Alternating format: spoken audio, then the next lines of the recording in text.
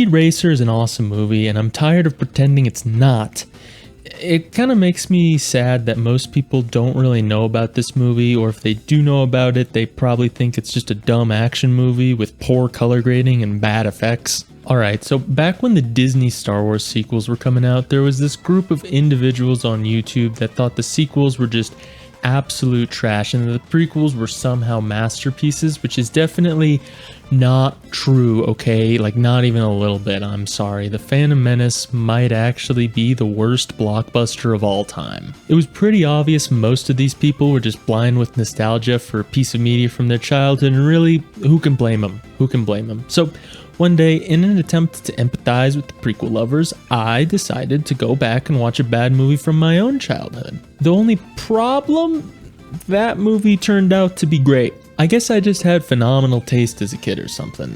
That movie was Speed Racer from 2008, by the way, in case it wasn't obvious. I first had the idea to make this video back when no one was talking about this movie, and because I have god-level procrastination, there are quite a few videos out now. Go check out these guys' videos on this movie, they're both great. But you know, I still want to make my own video, so let's get into it. We open with our hero Speed tapping his foot in the locker room before we cut back to a younger Speed as his crippling ADHD is hitting him in the middle of a math test. He starts to daydream before the bell rings and he bolts out of class. He meets his older brother Rex outside and the two go to the track together where I guess Rex gives him some driving advice. Feel that shimmy? Your hind leg's trying to outrun your front. What do I do? Stop steering and start driving. I guess Rex is just a sink or swim kind of guy.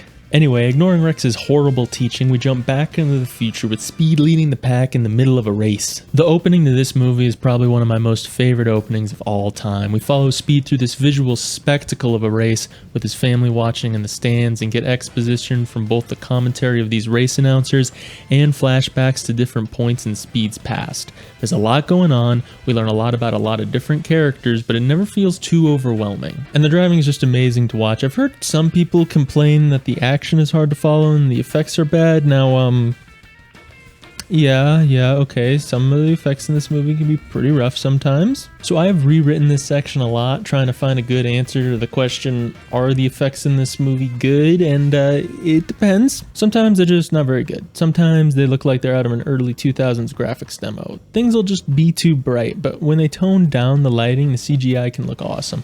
And everything starts to feel more real even when they're doing these more fantastical stunts. Iron Man came out the same year as this, and I've been comparing the two in my mind, trying to get an answer to the earlier question, and I've come to this conclusion.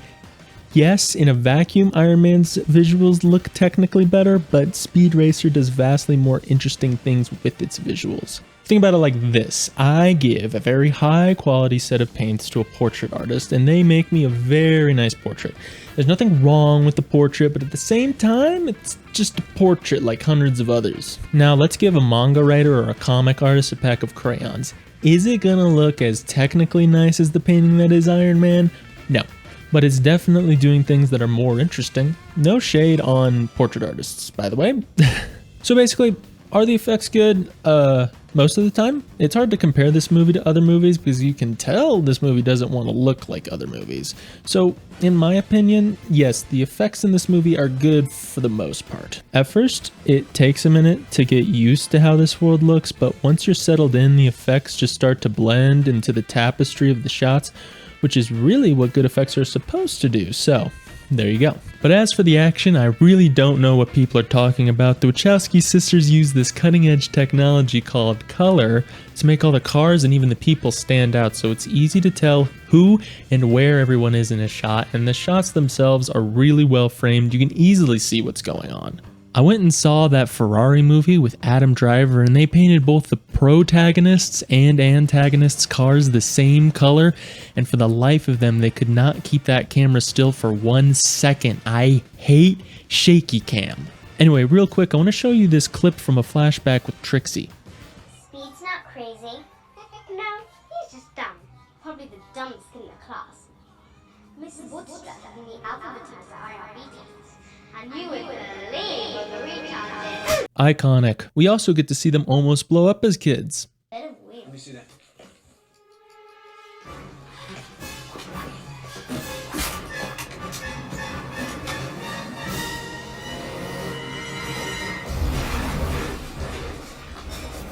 That was supposed to kill Pop, Speed's dad, but the guy who wanted him dead thought that the best way to get a bomb to him was through his kid. You can probably tell that in this universe, racing can get you involved with some less than savory individuals. This actually causes a rift to form between Rex and Pops. Rex leaves home, goes out on his own, and starts taking out other drivers, earning him a mixed reputation. No one from these parts will ever forget the tragic story of Rex Racer. He nearly ruined racing. One of the bravest men to ever drive a race car.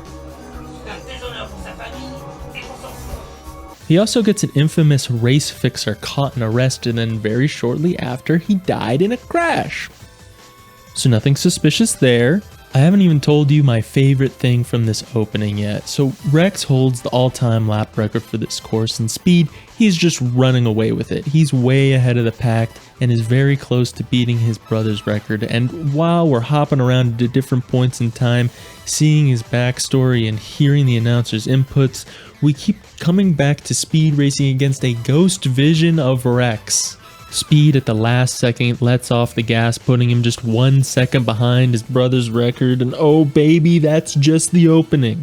Fun fact, this announcer is played by Peter Fernandez, the original English voice actor for Speed.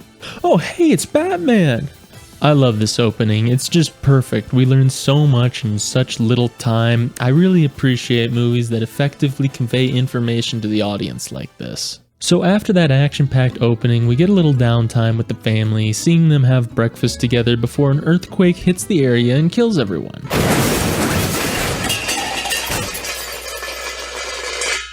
I'm just kidding, it's really just a private jet parking in their driveway. This is where we meet Royalton, who, spoilers, will be our main antagonist for the film. He's here to try to get Speed to join his racing team. Royalton is an incredibly fun villain. Roger Elam is acting his ass off here, and he really just gives Royalton this intoxicating yet kind of slimy charisma. Speaking of acting, Emile Hirsch does a great job giving Speed this touch of awkward and dorkishness, which is extremely charming. It makes sense for this character too. I mean, he's a guy who's obsessed with one thing and is superhumanly good at that one thing. He basically has autism superpowers. John Goodman is also bringing the house down. I can't even figure out a good way to describe it. This man is like a living cartoon character. I'm just going to show you some examples. What's wrong, Mr. Racer? Be honest, Royalton, I'm feeling more intimidated than impressed. This kind of company scares me. People like you have way too much money. When someone gets that kind of money, they start thinking that the rules everybody else plays by don't mean squat to them. Didn't amount to anything. It was completely meaningless. How could it be meaningless?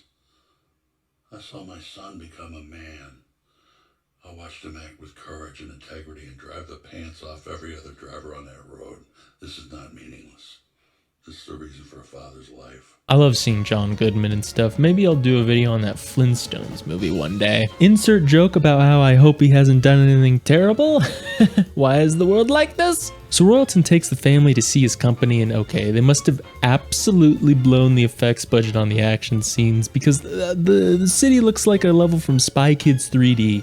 I mean, I know this world is supposed to be more cartoony than other films, but come on, we get establishing shots of other locations in this movie and they look way better than this. We get to see Royalton's car factory and his training center. I'm not sure what any of this stuff has to do with racing, but it is funny. Okay, I think now is a good time to talk about the panning, wiping transition this movie uses, because there's a lot of them, a lot more than I actually remembered, and I think that's because they work really well. They're usually used when the movie needs to tell us a lot of information. They smoothly shift us around to different locations or even moments in time.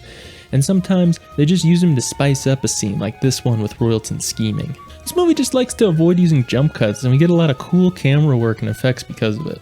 It kind of feels like you're watching a comic or something. I really like it. So Speed decides he needs some time to think about Royalton's offer. The two agree to meet up next week. The two shake hands and...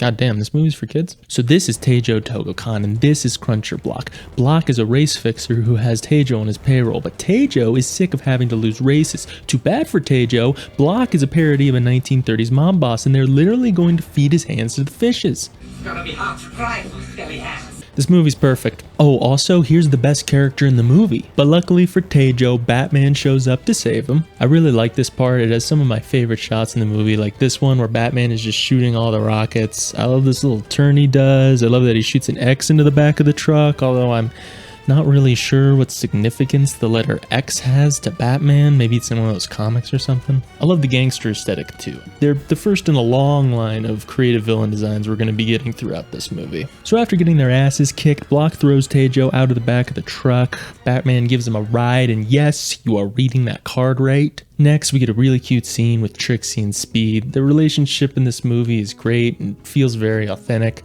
They don't just swoon over each other all the time, they have actual conversations a real healthy couple would have. Like right here, Speed is basically just talking about his anxieties, about his future, and the weight of the decision Royalton is making him make. He talks about how racing is the only thing that makes sense to him, and Trixie pulls this line.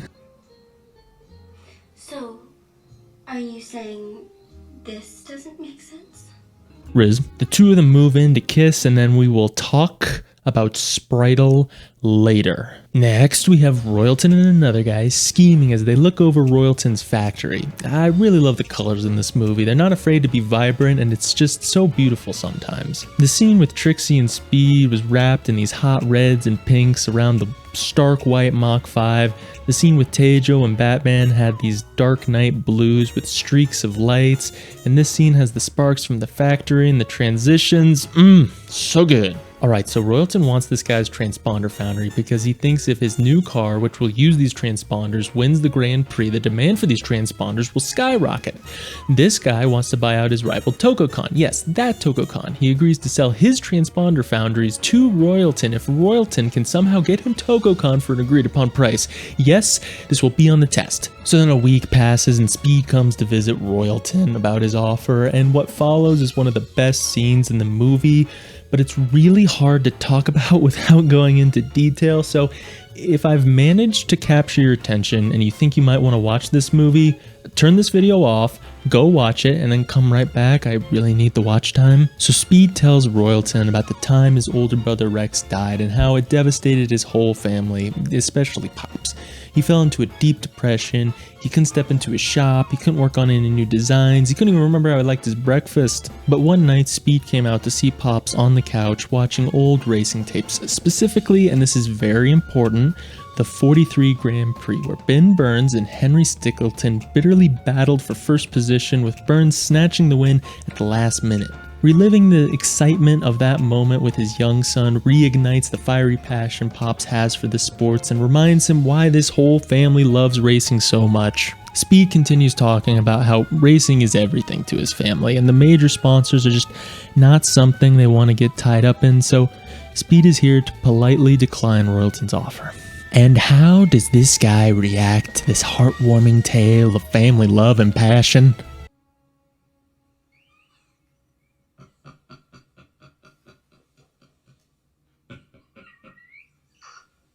You poor naive chump. This motherfucker. Royalton gets up and begins to tell his own tale, a tale about the big business founders of the World Racing League, or WRL. He talks about how all the races are fixed and used by the wealthy to control the markets. And even the 43 Prix, the race that basically saved Speed's family, was nothing more but a staged show meant to manipulate the prices of fuel cells. Yeah, how do you like that? Bet you weren't expecting a critique of capitalism, were you? Oh, and during this emotional plot critical moment, we keep cutting back to Spritle and Chim Chim the monkey as they snuck onto the plane to steal candy. Why? Why is this here? Okay, they aren't enough to totally ruin the scene. This is actually foreshadowed earlier in the movie because these writers are airtight.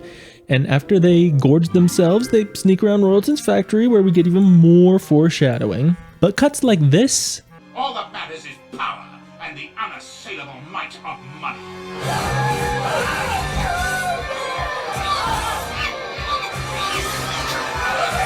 Do take away from the drama quite a bit. And I mean, we just had a scene with two villains scheming in private, so why didn't you just put this foreshadowing in something like that?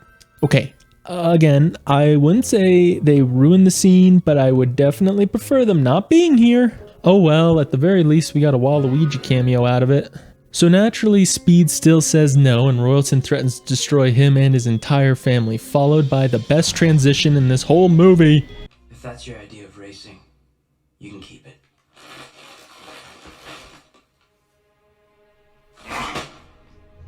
Listen to me and listen good, kid. Because I'm going to give you one more history lesson.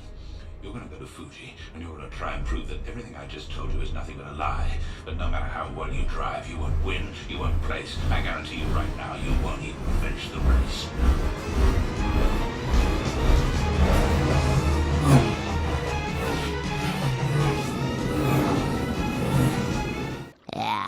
We're now in the future at a race where both Speed and Teijo are taken out by hired goons.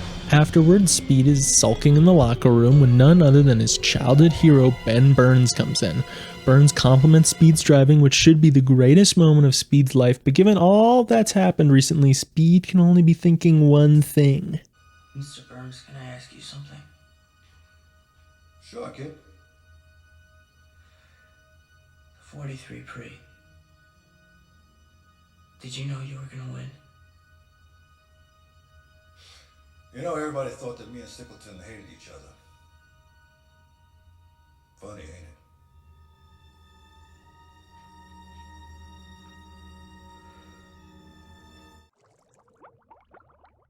Poetry, art, cinema. This reads like a Greek tragedy. And now, to make matters worse, the family is being sued for IP infringement.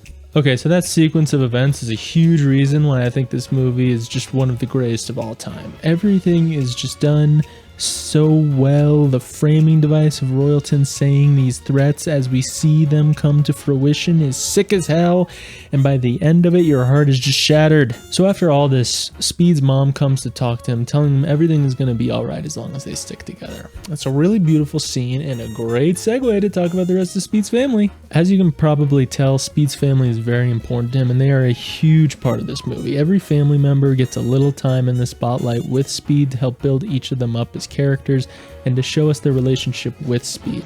Obviously, we have this scene with Mom, the scene in the Mach 5 with Trixie, Sproul is just kind of sprinkled throughout the movie, and Pop gets his own character arc as we'll see later on. Sparky doesn't really get anything now that I think about it. Oh, what? Sparky? You know, Sparky. Speed's best friend and mechanic, the one guy that's on the radio with Speed during his races.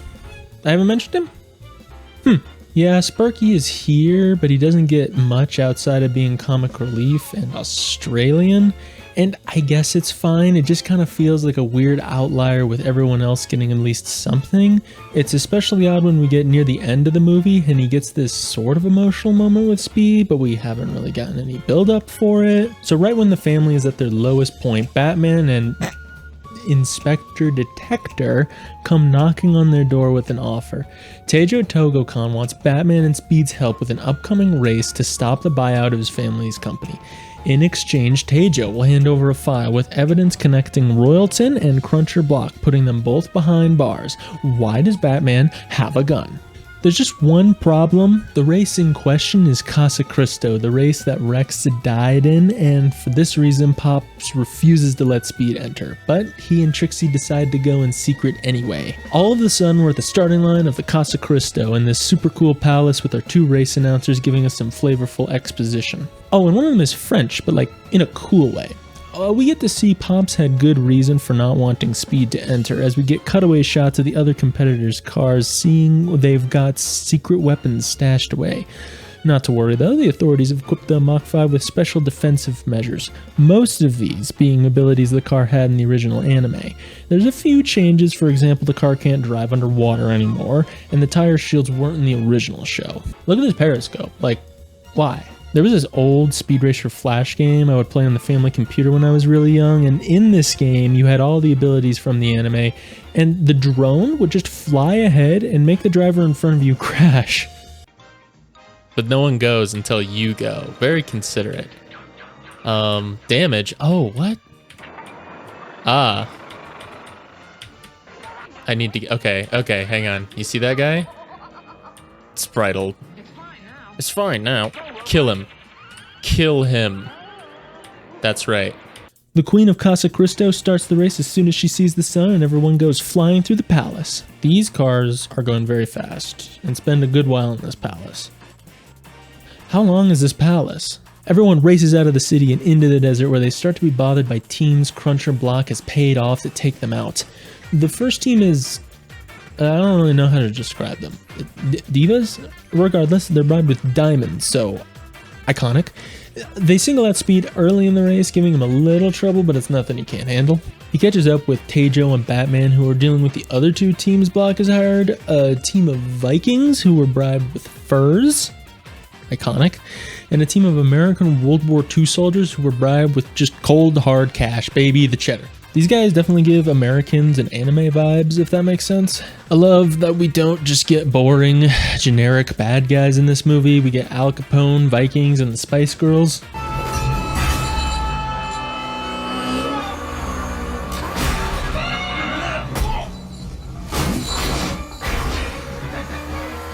Look at that shit Ingrid. He knows what he did. So they deal with the headhunters and lose the first half of the race to Snake-Oiler. Tejo is understandably not happy about this. So we just saw a lot of the universe this movie exists in, and this part always makes me a little sad because outside of this movie, we have no other media set in this universe. No books, no comics, no show. I'm not saying I want a cinematic universe for corporations to beat to death for money. I just wish we had a little more to dig into for those who are interested in this universe. Like me, okay? I want it. There's just so many hints of this more expansive world. I want to see it. We're just minutes away from the start of the 82nd annual Casa Cristo Classic, the Grand Dame of cross country, the second oldest rally race in the world. As they head out of the city and into the Danubian desert, as the 8 remaining teams slice their way through the aqueducts of Sapphire. And here they come through the streets of Cortega, heading for the finish. We've got an incredible lineup this year, like the Grey Ghost, Sonic Boom Boom Rinaldi, Nitro Linda Haas, and the Scarlet Valentine. Now this might not seem very impressive because really they're just saying names that could have been made in an auto name generator, but I feel it makes the world more real and alive.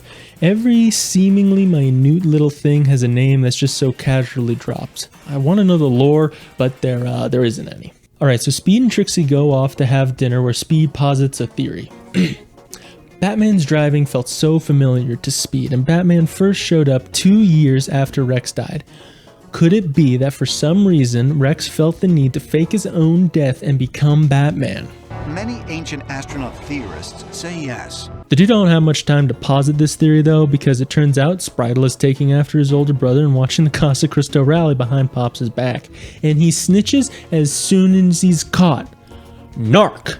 So now the family is here and Pops is pissed. Him and Speed have a screaming match where the sensitive topic of Rex comes up and Mom has to step in telling Pops that if Speed is staying, they're staying. Everyone goes to bed and is sleeping soundly until ninjas sent by Block stop laughing. Ninjas come to poison the racers. They successfully get Tejo in his sleep but catch Batman waiting for them.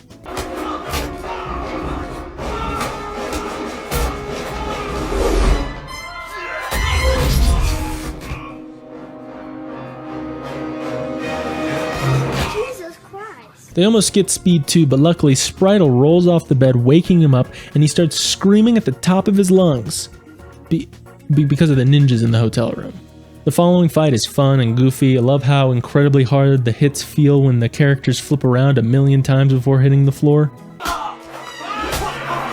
How are you still alive?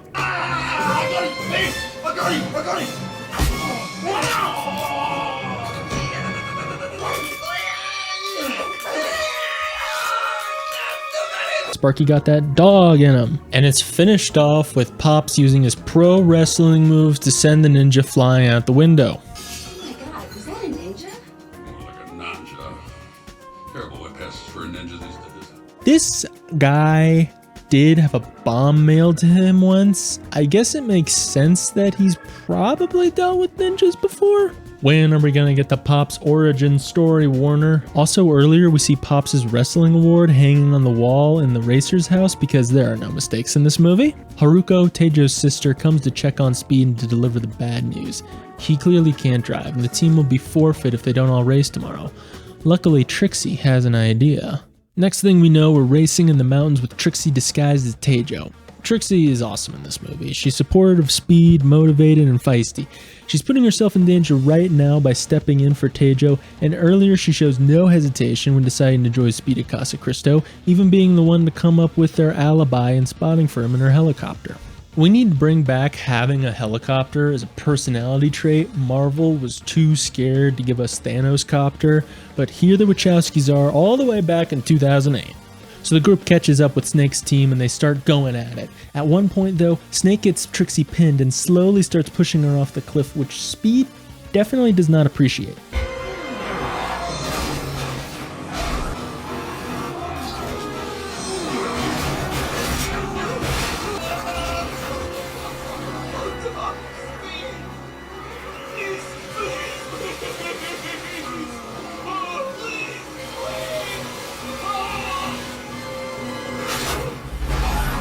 This movie is for kids. Meanwhile, Block actually tries to capture Haruko, but surprise, it's Tejo. Looking fabulous, by the way. They capture Block and meet up with the racers in the mountains to swap out Trixie and Tejo since he's all better now. But Block's men show up and turn the tables on our heroes. Thanks to a callback to the original show, an opening pops up, returning the tables, and the group recaptures Block. Got all that? We're changing your plan to change our plan to change your plan. Right, boss? Unfortunately, all that fighting gave Snake enough time to catch up and pass the team, so they all rush back to their cars and chase after him. So I was hanging out with a friend once, and the topic of this movie came up, and my friend does not like this movie very much. And one part they particularly don't like is this next section where the team enters the ice caves.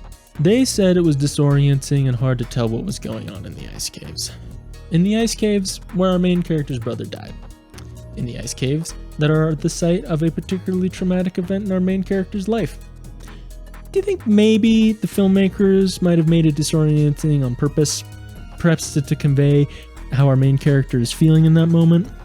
You know, just maybe. This is that wordless storytelling stuff everyone goes nuts for. This is the thing good movies do, but the colors are too bright, so this movie is trash. There is also a video game-ass mini-map establishing shot of this whole situation, so if you have no clue what's happening, I really don't know what to tell you. They literally spell it out for you.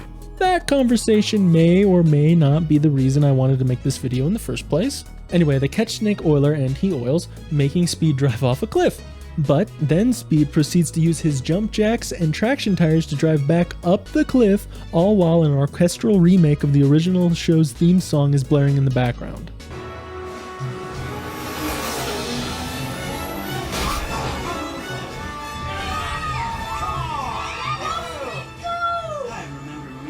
Peak.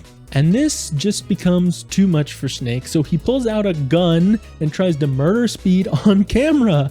Speed uses his canopy to protect himself as he sends Snake off the cliff this time. Could have been because it gets crazy up there. Oh yeah, I'm sure that's what that was. With Snake handled, no one stands in their way as they cross the finish line, winning the Casa Cristo Classic. Okay, now I have a very important question about the 2008 Speed Racer lore. Does this take place on our real-world Earth or an alternative fictional Earth? Because they use made-up names for almost everything, which makes me think we're an alternative version of Earth. But as you can see, we're clearly in the real-world city of Berlin, and that actually makes sense if you think about it. We started the race in the desert, so maybe Egypt or somewhere, and then we were racing by viaducts, so maybe Rome, then we were in the mountains, so maybe the Alps, then we wrap up in Germany. The race announcers also speak a bunch of different real-world languages from our world. So I had a theory. Maybe we're so far in the future that the land masses have shifted, forming new geographical locations, but leaving our man-made cities and cultures largely unchanged. But then I realized this world has had a totally different technological progression to that of our own. I mean, Ben Burns was racing a car that looked like it's from our 1930s, and he's still alive to see rocket-powered supercars come into fruition. So here's my final theory. At some point in the past, an event occurred significant enough to lead to the loss of certain technological knowledge, but not significant enough to wipe out cultural groups and their landmarks. Now the different cultural groups from our time all have to start over technologically. This also happens so far in the future the general geography of the Earth is slightly different. With the geography different than it originally was, we get new names like the aqueducts of Satakaya and the Zanubian Desert, but they're not really starting from scratch technologically. They have a lot of technological leftovers to learn from. They start to reverse engineer and relearn old technologies. That's why their technological progression is so much quicker than our own. It also explains how somebody is dealing in fuel cells back in the 1930s. They're getting some of this stuff out of order. They might build some new cities while moving back into and renaming older ones, and boom, there you go. God, I hope this video's retention doesn't just plummet at this part. I'm assuming if you made it this far, you're in it for the long haul, so hope you liked that. Okay, where were we? Oh yeah, they just won the race. The race they were doing so they could get a file to expose Royalton and get him arrested. Yeah, about that. You see, there was no file? Yeah, it turns out Tejo's a bitch-ass motherfucker because there was never a file. He just wanted our hero's help in raising the price of his family's company, which worked, by the way, and now Royalton has to pay out the ear to buy them out. Speed is naturally livid, so he goes to the track to blow off some steam where he meets Batman. He's there to check up on Speed, but Speed's blood is boiling just a bit, and he's got something he wants to get off his chest. Why don't you just tell me the truth? You're Rex, aren't you? You mean your brother? He takes the mask off and it's not Rex. The two talk some more and Speed brings up the fact that after everything that's happened, he doesn't even know if he should keep driving. I mean, he tried to change things and he failed, so now what? And that's when Bruce drops this little chunk of wisdom. It doesn't matter if racing never changes. What matters is if we let racing change us. Every one of us has to find a reason to do this. You don't climb into a T-180 to be a driver. You do it because you're driven. If you know so much, why don't you tell me why I should keep driving? Sorry. That's for you to figure out. I just hope when you do, that I'm there to see it. We then see Speed packing up the same way we saw Rex packing in the opening. Spritle comes and asks him what he's doing and if he can go with Speed. Speed says he can't and that he'll understand when it's his turn. Speed then heads for the door where he's greeted by Pops, just like Rex was in the opening. You starting to see what we're doing here? Again, it's like poetry, so if they rhyme. With Rex, Pops took out his frustration on his son and told him to never come back. But after going through the pain of losing that son, he tells Speed that he's proud of him, and that if he ever needs to come home, the door will always be open. Not crying or crying. The tender moment ends when there's a knock on the door. It's Haruko. She's there to apologize for her brother's actions and to offer Speed Tejo's invitation to the Grand Prix. One last chance to go kick Royalton's ass. There's just, one problem. They don't have a car. The last one got wrecked, remember? Luckily, everyone was eavesdropping that whole time, so everyone's on the same page. Alright, it's time to build a car. Let's go. All hands on deck. Everyone's helping out with welding, wiring, other stuff that it takes to make a car. Oh, and peanut butter and jelly. Don't forget that. Very important. We also see Royalton finish up his business dealings. Once he wins this Grand Prix, everything will be worth it. We also get to see our announcers for this Grand Prix. It's Ben Burns and this guy. Yes, you were. Riz. The gang manages to throw together a car and get it to the race just in time. Now I have another little headcanon. Don't worry, this one will be much shorter. My headcanon is that Spritle is actually going to grow up to be more like an engineer slash car designer like Pops. I mean, when Speed was Spritle's age, he had a little go-kart he was driving around in and was always hounding Rex to take him to the track. But Spritle doesn't seem interested in that exact same stuff. Instead, he loves watching the races and can even recognize internal components of the cars. Pops, that's a Bernoulli converginator. Also, this is Spritle's actor Polly Litt now. I know, right? Be careful who you make fun of in high school. So Speed gets in the race and Royalton is not happy about it, setting a $1 million bounty on Speed's head. He's not supposed to be here. This whole thing was presumably planned out and Speed is not part of the equation. Wait, an announcement is being made. Now driving in the 40th and final position for Racer Motors in the Naturally, everyone has it out for Speed and he's getting a lot of side eye from a lot of interesting individuals and okay.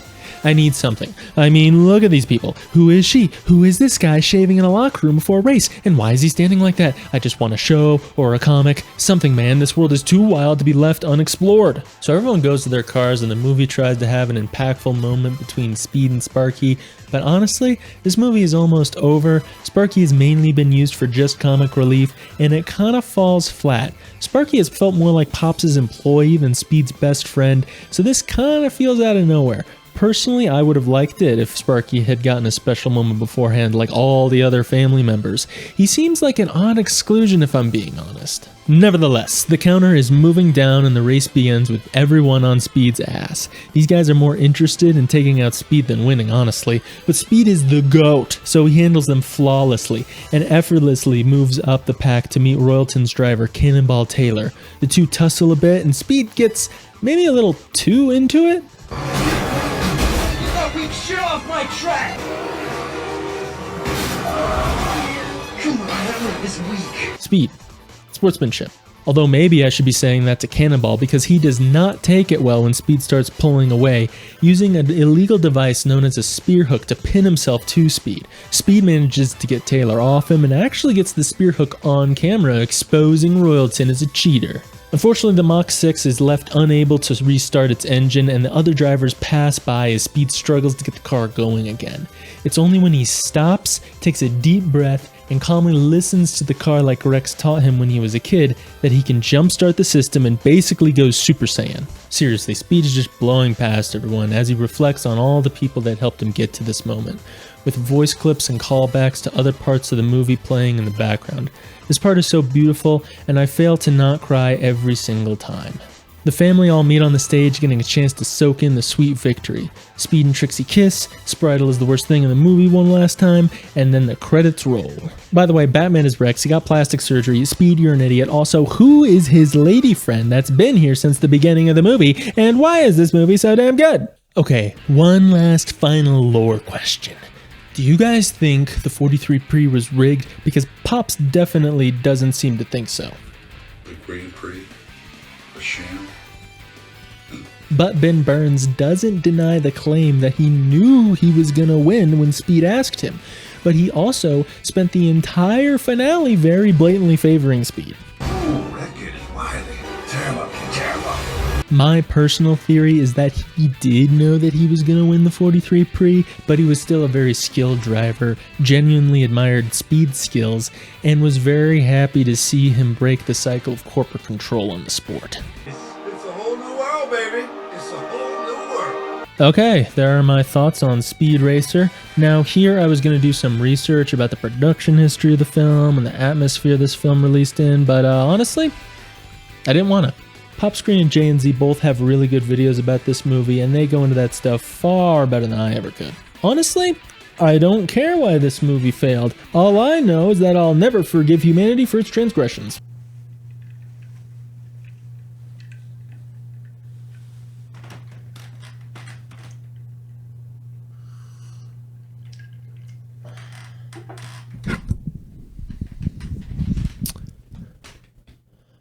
Well, that was a video. Thank you for watching all that. I hope it was entertaining and insightful. This is my first time doing a video essay movie review type video, and it was both easier and harder than I thought it would be. I definitely learned a lot, and I'm very excited to make another one. What that other one will be about, I'm not really quite sure, but I'll figure it out. I'll figure something out.